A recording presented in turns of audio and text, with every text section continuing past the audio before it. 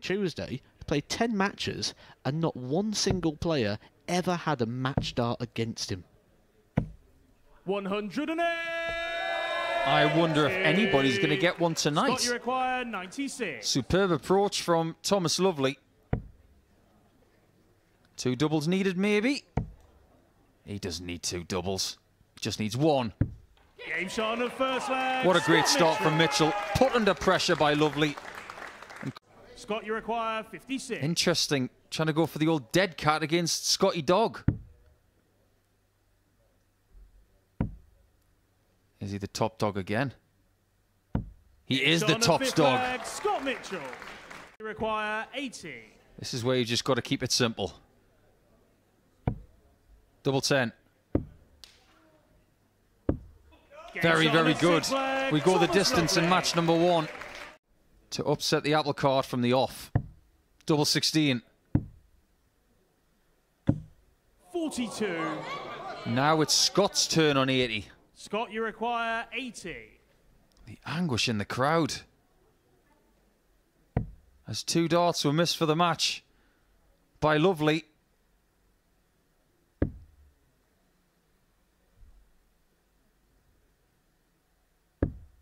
Mitchell doesn't miss. Scott Mitchell. And he wins an edgy one at the end. He didn't get many trebles en route to winning that 7th leg.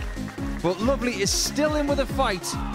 But he's going to have to beat Adam Lipscomb come game 3. Scotty Dog is expressing his relief, we would say. He will leave the stage as a winner in the first game of the Series 7 Week 9 finals night. The 85 average, very symptomatic of a very edgy start to that final leg. But he did just about enough to get his first 2 points. And if he wins his second game against Lipscomb in game 5, he will win Group 1. We'll go to Group 2 next. And we are about to see the sensation of the week. Maybe the sensation of ladies' darts in the last 25 years. Bo Greaves up against Białecki. You require 8. She thought that was in. No volume in the live lounge after that shot. But there might be after this one. Game shot on the first leg, Bo Greaves. Do you know when you needs is a very vital word there, because he's not got it to draw on from the experience of the week. He needs to find it tonight. Tops for Bo, and she punishes him. That's what happens when you miss your shot and you let a 2-time world champion in. Because it feels like he's been around for so long. And you get that with some players, don't you? Like with James Wade or Adrian Lewis, people that burst onto the stage so young, they feel a lot older than they actually are. Hold the phone. Sebastian is now out maximum-ing, if that's a word. Sebastian, you require the person who's got the 56. best ratio of maximums per match this week. This is a good leg. But only if he gets the final product, which he does on this occasion. A little bit of shake in the hand. She'll be very close to the semi-finals if this goes. She's not there yet, but it's a brilliant start. And the undefeated streak on that stage is now stretched to 9 straight games. I think she enjoyed that one. I think we all did. It was a very, very good performance. The average 89.25 with 36% on the doubles. It's good. It didn't have to be brilliant, and that is probably the fault of Sebastian Białecki, who didn't really put Bo under enough pressure in that one. So he's got it all to do when he comes back and plays against Marvin van Velsen in game 4. But before then, it's all about Thomas Lovely. Can he take out Adam Lipscomb and the crowd? Oh. Thomas, you require 106. He's had a few scratchy visits in this match so far because of a bad first start. Double 16. And Lovely is back in front. That did not take long. Again, he's missed his chance, and he's had plenty tonight against both Adam and Scott Mitchell. Listen to this place. We've talked about the Littler effect in World Darts. He's bust it, but Adam Lipscomb can bring the roof off this joint.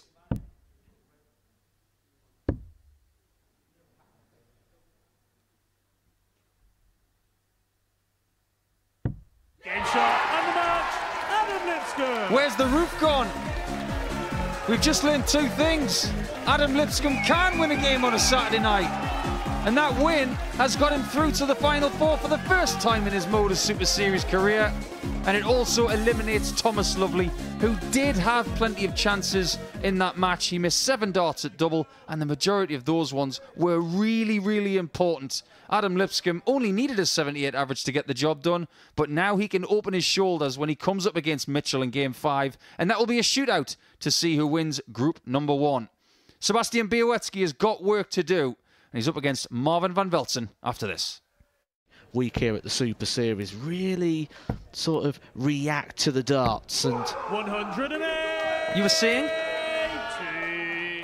I think it's just proving your point. Right on cue. Right on 32. Game shot on a first And a 1-0 lead. Białecki. That's better, isn't it? Less than 24 hours ago, Van Velzen trying to compose himself. A big inhale of breath, taking his time in his approach to the hockey. Got to get past it. Madhouse Marvin goes mad. You could have heard that in Southampton. What kind of reaction would this get? Let's find out if we can bend it around that one. Game shot on a 6th leg. Marvin van Velzen. More from the crowd, apparently, than we got from Marvin. Sebastian, you Well, he has require switched 56. target here because he's been trying to leave 16s and 8s at every single possibility so far. Now he is on a small double.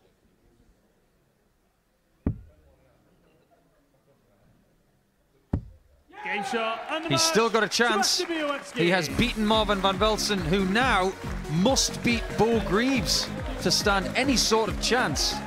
Well, that was an interesting match, wasn't it, Bolt?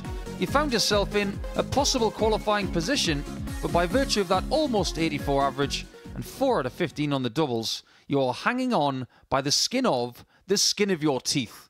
We'll see Marvin up against Bo in Game 6, but before then, it's a shootout to see who wins Group 1 between Adam Lipscomb and Scott Mitchell. Leave tops.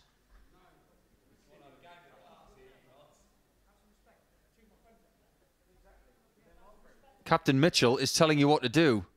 Do as you're told. Game shot on a 3rd There you go. leg. Adam Lipscomb.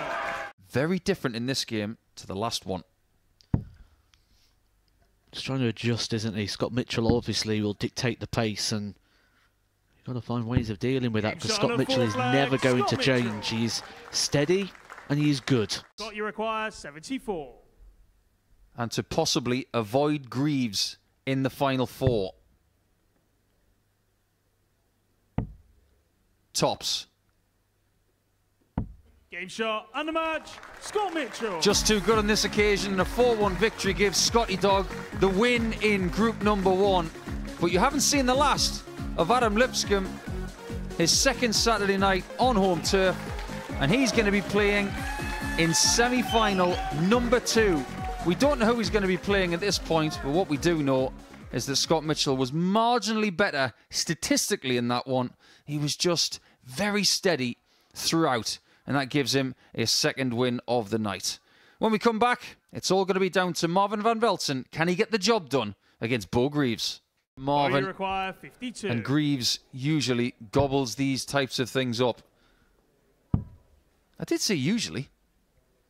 Game shot on the 1st leg. Well, sometimes she takes the short way, sometimes she takes the long way. Require 36. She's playing well. Game shot on And the doubling 4th brilliantly leg. this Bo time. Greaves. She's won the group, and she's avoided Scott Mitchell in the semi-finals. But that might be that. You require 40. Double 10. Game shot and the match.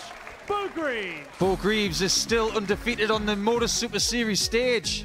It's now double figures because she's won 10 out of 10. And she's into semi-final number 2, where she will take on Adam Lipscomb, the local favourite. That's going to be interesting, isn't it? But look at the numbers. 99, almost 100, 50% on the doubles, and that could have been much better. But she limited Marvin to one dart at a double and sends him packing. Well, we're going to pack up for about 5 minutes, but when we come back, we're going to talk semi-finals here in week 9. So the young Paul to put him out of this leg.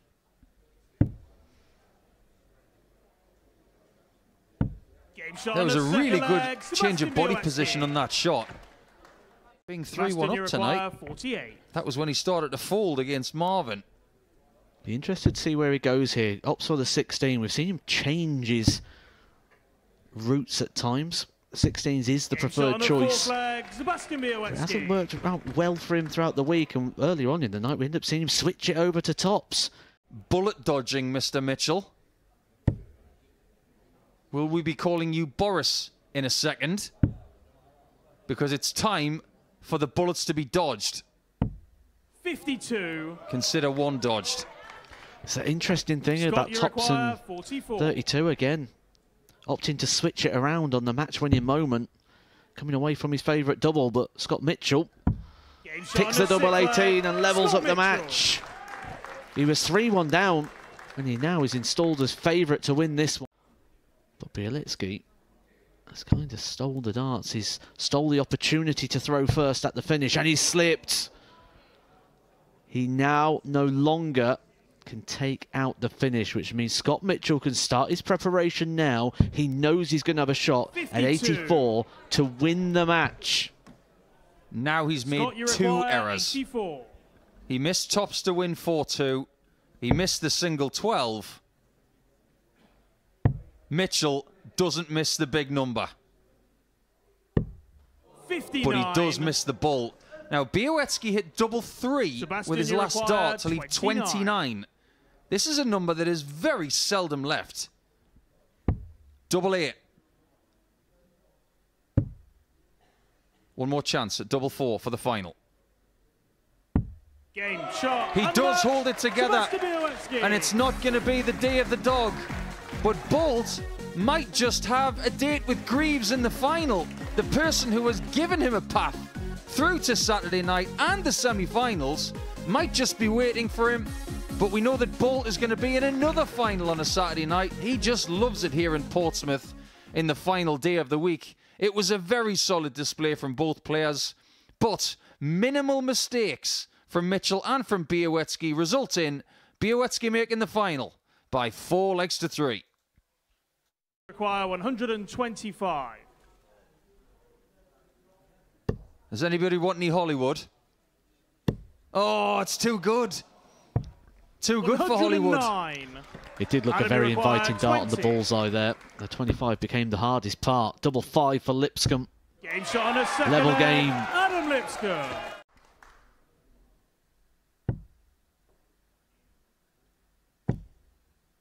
Trying to bounce it in.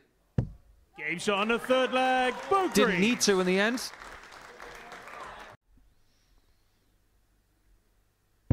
But that is on the fourth leg. Bo Greaves. The facial expressions of therefore Bo Greaves. So Lipscomb, treble 20, leaves the ball. 136. There may have been some sort of earth-shattering event had that bullseye been hit. But the dreams could be shattered of Lipscomb. If Bo hits tops. Game shot on the match. Bo Greaves. The streak continues. And she has a chance of being the first person to have an undefeated week. What a story we have got in the final here in week number 9. Because Bo Greaves is about to go up against the person who she's helped the most this week inadvertently. It just so happens that Adam Lipscomb wasn't up to the task in beating Greaves at all this week and has lost 3 times to her. But the story of our final in week 9 is going to be the Pole, the 20-year-old, who played Greaves a little bit earlier on tonight. They're going to do battle one more time to see who wins week 9. Ladies and gentlemen, it's time now for the Moda Super Series Week 9 final. Coming to you live from the Live Lounge here in Portsmouth. Introducing first, from Poland, it's Bolt Sebastian Białecki!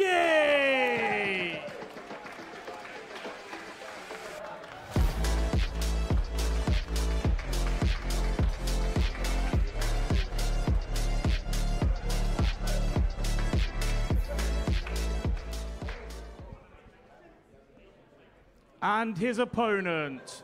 Please welcome to the stage a two-time champion of the world. It's bow and arrow, Bo Greaves!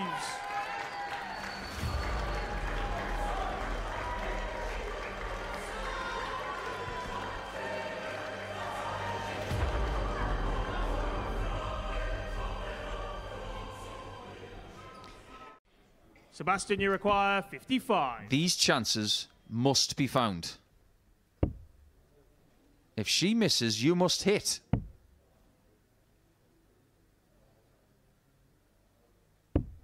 $45. It wasn't close. Bo, you require 18. Game shot on the Auntie's first punished. leg, Bo Greaves. Sebastian, you require 97. Needs it. Does he get it? Game shot on the third leg, Sebastian He's got Białecki. tough stuff between the ears. Let's continue Bo, to you find require out. 78. This is Bo's moment to stretch that lead. Game shot on the No fourth hesitation. leg, Bo Greaves. One more leg, and Bo will have a black felt tip Fifth leg, pen in her Sebastian to hand throw to first. sign her way into Game history. on. Thinking that would be a fanfare finish, but Białecki now, it's that double 16 again. Game shot on the fifth This leg, time he Sebastian finds Białecki. it, creeps it in around the dart. It was an awkward dart as well, because the first one did kick out. How did he get that in?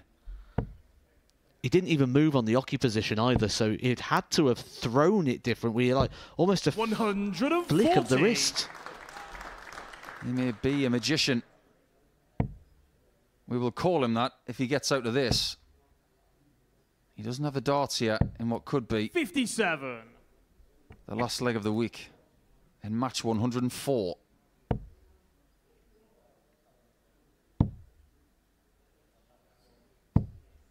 This is a very strong start.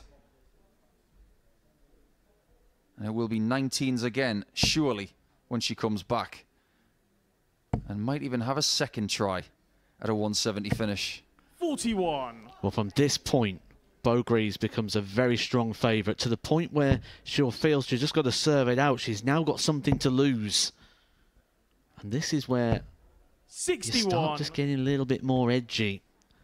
When you're in the heat of the battle and it's to and fro, you just get lost in the game. But this is where the psychology of it all starts to flip. 100. All Białecki can do now is hope. But hope is a dangerous thing, 140. according to Morgan Freeman anyway. It's up to Bo Greaves now to crush that hope. 95. Bo, you require 64. It's another chance for history. Game, shot, and the Moda Super Series Week 9 champion, Bo Greaves! It's history for Bo Greaves. Twofold as well. The first female player to win a weekly title at the Moda Super Series, and she becomes the first player to have a perfect week. She still has not tasted defeat on that stage, and that will remain until the last week of May, because she will come back to try and stay undefeated and to possibly win a series without any defeats. She was always in control of that final. Your thoughts, Matthew Edgar? She's not just been in control of that final, she's been in control of this entire week. It's been a fantastic performance from Bo Greaves. She's broken records, she's joined records, she's set records, and she is a history maker up there on the Super Series stage.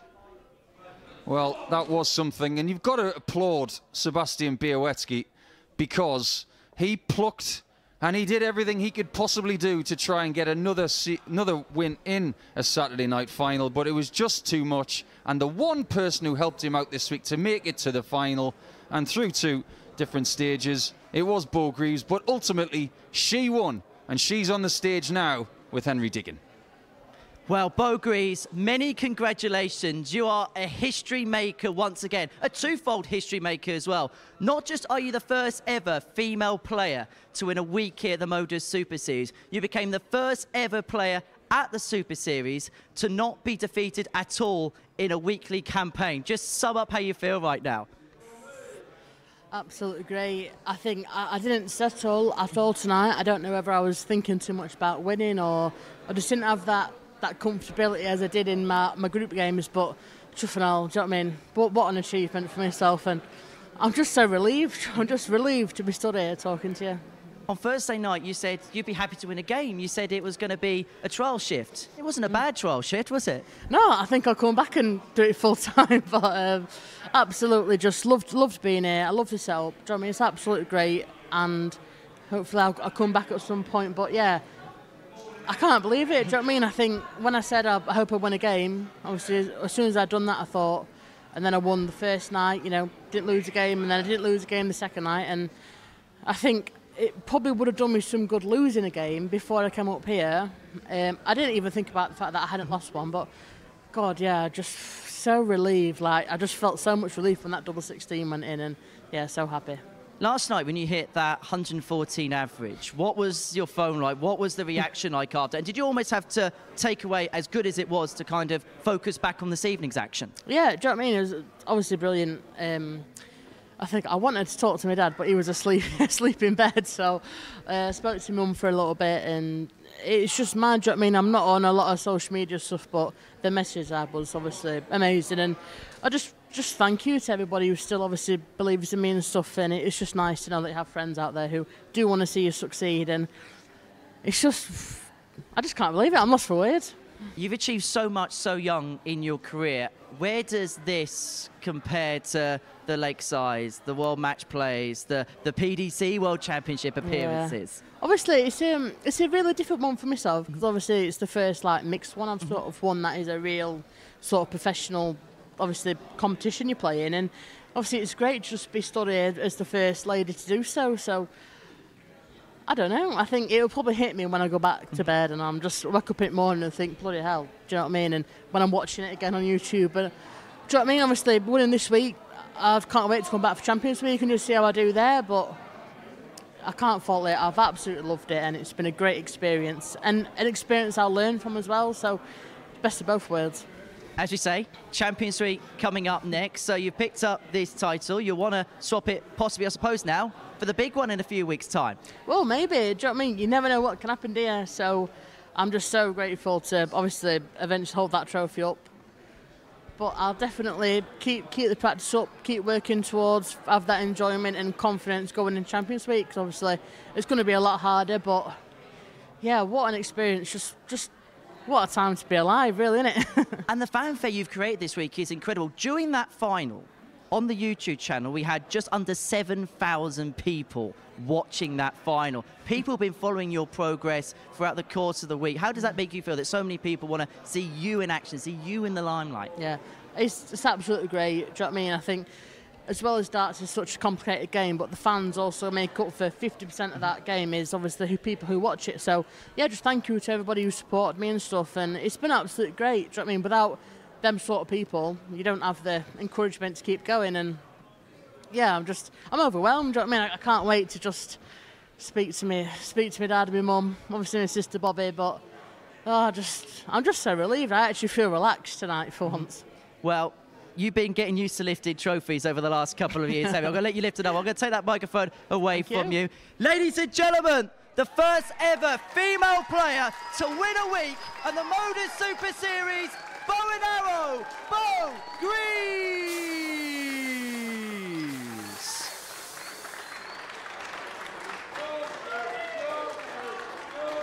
The history maker once again, Beau Greaves, once again a winner on the stage. Paul Nicholson and Matt Edgar have been watching all of the action in the commentary box as Beau Greaves takes the acclaim of a packed crowd here at the Live Lounge in Portsmouth. Gents, let's have a chat about what we've seen then this evening, because Beau Greaves once again has made history. We said, when are we going to see a female player win a Super Series weekly title? Beau Greaves hasn't just done it, she has decimated the field. I'm not really sure that what is the bigger story, whether being the first female player to win here in a week, or whether she is the first player of anybody who's ever graced this place to have succeeded and won every game they've played in a week. I'm not sure what Matt feels, but I think maybe the second story is even bigger, because when we put Bo Greaves into different environments to play against different opponents, it doesn't matter whether they're male or female. She just wants to beat them all. And she's going to have a great chance in Champions Week of making even more history. We'll talk about the history for Bo in terms of the women's side of the game and that perspective in a second, but let's talk about this week in isolation. Have we ever seen anybody, and I include the likes of Little, I include the likes of Bolton and those who have won championships here, have we seen a week as dominant as that from Bo Greaves? No, no one's ever done this. Everyone who's come here has always tasted defeat at some point. I don't want to keep bringing him up, but I'm going to. Luke Littler's been here on many occasions, and even he's tasted defeat throughout the campaign. Bo Greaves literally never lost a game. She's set record averages, 180 stats through the roof. There's not one stat that I can stand here and not be impressed with. That was an absolute dominant performance from Bo Greaves, and I'm completely with Paul Nicholson when he says, I almost don't want this narrative to be about the first female player to win, because this isn't a female player, this is a dart player, and I almost feel we need to go down the road that this is history-making in terms of any dart player, regardless of gender. In terms of that final, Sebastian Bielski posed a lot of questions of Bo, and in fairness to Seb, we had asked one or two questions going into this evening, and in the final he played some good stuff, just came on the wrong end of an unbeatable player. He had his chances, didn't he? And he wasn't able to find them at those key moments. His timing was there during the semi-finals against Mitchell, but unfortunately in the final, those key shots, they just weren't there. And that's why he's not a two-time champion now, and he's going to have to wait for his next chance of a Champions Week. Just the vibe and the hubbub around this building, Matt. We've been here on Champions Nights, on big nights here, but in terms of atmospheres, the vibe, the lift, this is very, very special. You don't often have a room that's just fixated like it is now, knowing what they have seen tonight. You've said it there, the word special. You had a special talent, and a special talent brings that with them, and that's what Bo Greaves has done. People came here tonight to see whoever they came. Some people came for Adam Lipscomb, the local boy, but when they're here and they're watching this in Bo Greaves, they know they're seeing something special. They know they're seeing history. They know they're seeing someone who is a generational talent, and they've all stuck around regardless of the reason they came in here, and they're all now out there congratulating Bo Greaves. What's really interesting is that, you know, Matt and I have somewhat joked about how we're getting a little bit older now, but Matt was around when Trina Gulliver was starting to do things in the ladies' game. I've seen Trina play at her best. I still marvel at what she has done for the ladies' game and for darts as a whole, with the other ladies like Maureen Flowers, Mandy Solomons, and all of the ladies who are still playing now. But it's great to see these generational talents coming through every 5-10 years. We've had the privilege of seeing Taylor, Van Gerwen, Bristow, Littler, Greaves, Sherrick, so many names, but look at how many of the names in this generation are coming through this building now, year on year. And I want to talk about the further effect that this could have on the Super Series. Around about this time last year, we saw someone like Luke Littler come in, take this competition by storm. And Bo Greaves, when you look at the numbers in terms of viewing interest on YouTube, in terms of the social media interaction, the packed crowd that are here tonight, a lot came here to watch Bo Greaves play. This is a very special player who we've known that over the last couple of years, but she's almost confirmed everything that we knew about her, and maybe a little bit more. Everything we thought about her. We can make predictions, we can think something's going to happen, and that's what we've done with Bo Greaves for many years. She's going to go and do this. That conversation changes now. It goes from she's going to go and do it to she now is. And when we look at this venue, we've always had someone who's been a dominant force every year, someone who's been the face of the Super Series. Luke Littler was it last year, he's now moved on to the PDC. That's what this product does. We sort of push people onto the professional game. And when we look at Bo Greaves, I think she is now going to be the face of 2024. When we look back, we're going to look at Bo Greaves at the Super Series. And what is this going to do for the Modus Super Series, in your eyes, in your opinion, Paul? It's a good question, actually. I don't think we'll know that until tomorrow morning or Monday morning, based on social media activity, the press.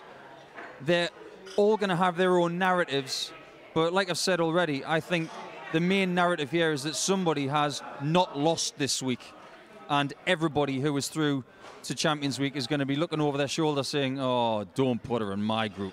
Please don't, because they're going to find it tough. So I'm going to ask you the question, Matt. Champions Week, can she go and win it now? Absolutely. She's never lost on this stage, so how can you back against her? I've said all week, whenever that Champions Week conversations come up, I said, I don't know who's going to stop Dirty Harry. Who's going to beat Andreas Harrison? He was the man to beat for me until tonight.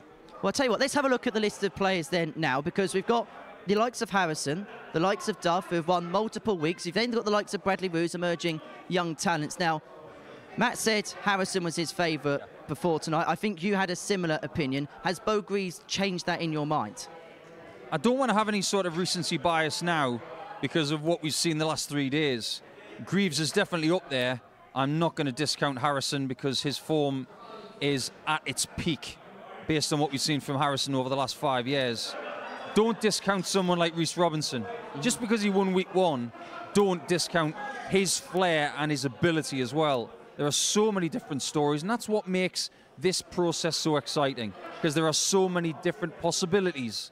Bradley Roos played so well in the early stages of this campaign, and we've still got 3 more weeks to go. Week 10 starts on Monday. We could get something else from that. We could get week 11, week 12, who knows? But now we've got Greaves in there. Champions Week's going to be a belter. This is up there with one of the best nights we've ever had, Matt, isn't it? Oh, absolutely. I'm really looking forward to it already. And we've not even completed the lineup. Who knows what we're going to get? Look at the lineup we've got next week. We're going to get another big hitter in there, and all those groups are going to be really competitive. We're going to lose someone in the group stage who you'd maybe think is a favourite to go on and win it. There is something else as well, and I'm not trying to grasp everybody's attention by the throat here, but what will that do for Fallon Sherrock's motivation for next week? She's got a great record here. She still hasn't won a week, but make no mistake, that will motivate her. Well, it's been a great night, chaps. Thank you so much for being here and spending it in your company. Matt, you're going to be back tomorrow for the Influencer event, which is going to kickstart from 3 p.m. here on the Modus Super Series YouTube channel. We then return Monday morning for 9:30 a.m. for the beginning of week 10. But as far as tonight is concerned, history has been made as Beau's Golden Arrows has fired her to the title.